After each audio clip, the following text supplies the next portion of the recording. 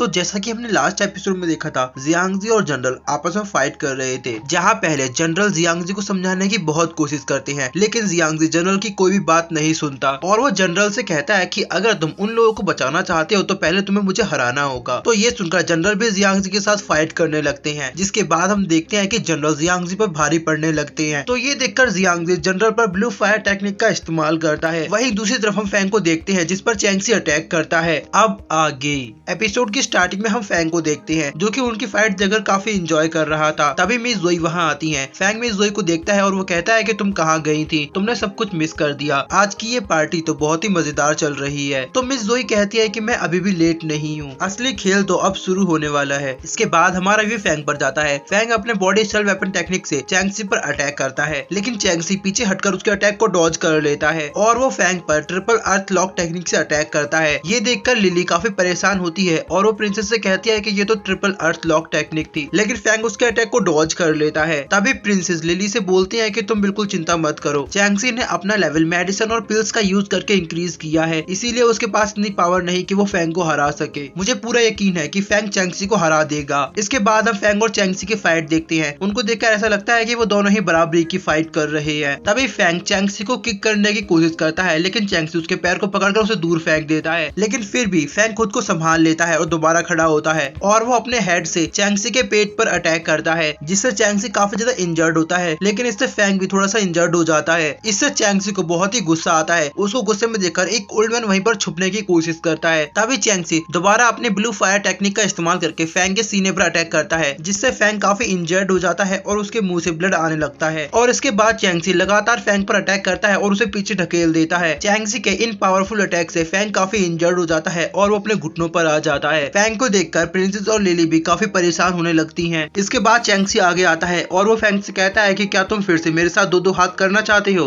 और तभी हमारा व्यू शिफ्ट होता है और हम जियांगजी को देखते हैं। जियांगजी हाउ इन टेक्निक का इस्तेमाल करता है, वहीं दूसरी तरफ जनरल ब्लडी वेपन का इस्तेमाल करते हैं। जिसके बाद हम दोनों के स्पिरिट बीस्ट को देखते हैं, जहाँ जियांगजी का spirit beast blue fire panther होता है और जनरल का रेड फायर पैंथर। और जैसे ही वो दोनों एक दूसरे पर अटैक करते हैं तो वहाँ पर एक जोरदार शॉक वेव निकलती है, जिसके बाद हम देखते हैं कि अटैक प्रेशर की वजह से जियांगजी पीछे गिर जाता है, जबकि जनरल वहीं पर आराम से खड़े होते हैं। जियांगजी कहता है कि मैं बिल्कुल भी हार नहीं मानूंगा, भले ही तुमने मुझे इंजर्ड कर दिया, लेकिन मैं तुम्हें यहाँ से आगे नहीं बढ़ने दूंगा। तो जनरल जियांगजी से कहते हैं कि तुम गलत हो, तुमने इतने सालों से मुझे और बड़े भाई को गलत समझा, जबकि असल में बड़े भाई तुम्हारी जान बचाते हुए ही शहीद हो गए। बड़े भाई ने तुम्हारे लिए जनरल कैंप को छोड़ दिया था क्योंकि वो तुम्हारे साथ रहकर तुम्हारी परवरिश करना चाहते थे, लेकिन अचानक हुए एक अटैक में वो शहीद हो गए। लेकिन उन्होंने उस फाइट को भी अपनी पूरी बहादुरी के साथ लड़ा था। दुश्मनों ने उन पर बहुत अत्याचार किए, लेकिन इसके बावजूद भी उन्होंने अकेले ही उन सभी दुश्मनों को वहाँ से खदेड़ दिया, लेकिन बहुत ज्यादा घायल होने की वजह से वो बच नहीं पाए। उन्होंने हमेशा से ही सही का साथ दिया। और तुम क्या कर रहे हो? तुम उस मियाओ के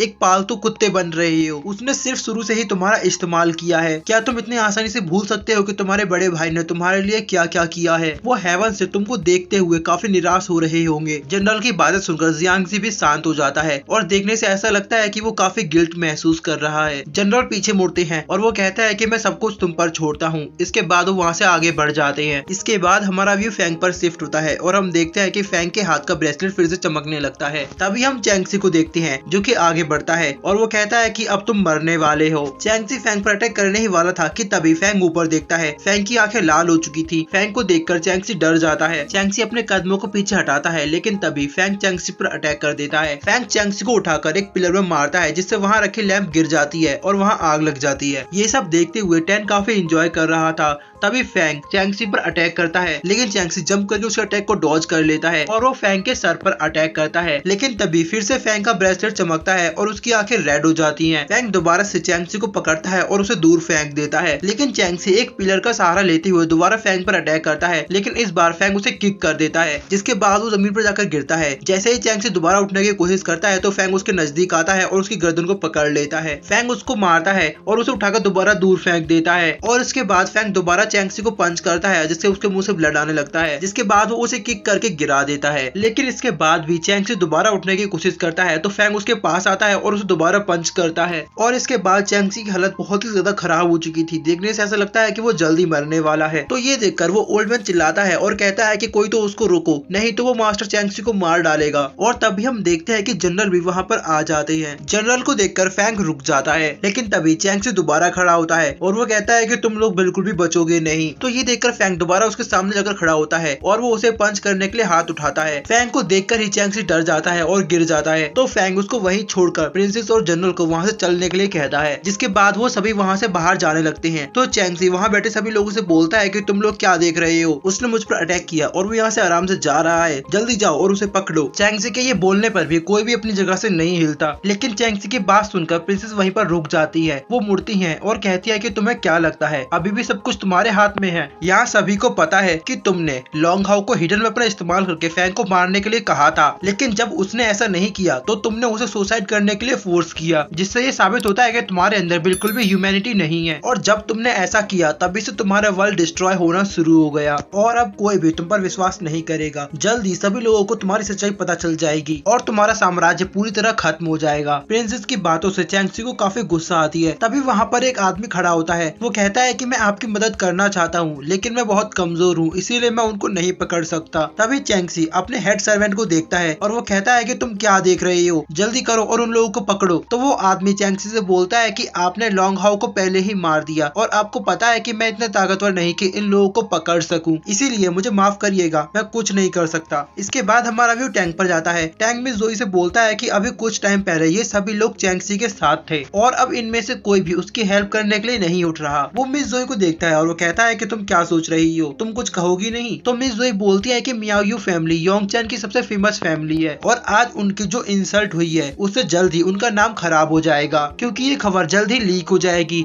यहाँ मौजूद सभी लोग रॉयल फैमिली से बिलोंग करते हैं और मेरे ख्याल से अब इनमें से कोई भी अपनी रेपुटेशन बचाने के लिए चैंक्सी का साथ नहीं देगा। तभी टैन चैंक्सी को देखता है और वो कहता है कि लगता है आज इसका खेल यहीं खत्म हो जाएगा। इसके बाद हम प्रिंसेस को देखते हैं जो कि बोलती है कि चैंक्सी अब बिल्कुल यूजलेस है, अब उसके वर्ड्स का कोई मतलब नहीं है, इसीलिए अब हमें यहाँ से चलना चाहिए। लेकिन तभी हम चैंक्सी को देखते हैं जो कि एक बहुत ही स्कैरी स्माइल देता है और वो प्रिंसेस पर अपने हिडन वेपन से अटैक कर देता है। जैसे ही जनरल को उसके बारे में पता चलता है तो जनरल उसके हिडन वेपन को पकड़ने की कोशिश करते हैं, लेकिन जनरल के हाथ से वो हिडन वेपन निकल जाता है और प्रिंसेस को लगने वाला होता है कि तभी फैंग उसको देख लेता है और वो प्रिंसेस को बचाने के लिए हिडन वेपन के सामने आ जाता है, जिससे वो वेपन फैंग के लग जाता है और उसके लगते ही फैंग वहीं पर गिर जाता है। प्रिंसेस फैंग को उठाने की बहुत कोशिश करती है, लेकिन फैंग नहीं उठता, जिससे प्रिंसेस काफी इमोशनल हो जाती है और उसे चैंक्सी पर बहुत ज्यादा गुस्सा आता है। प्रिंसेस की बॉडी से रेड एनर्जी निकलती है और इसी के साथ हमारा आज का ये एपिसोड यहीं एंड हो जाता है।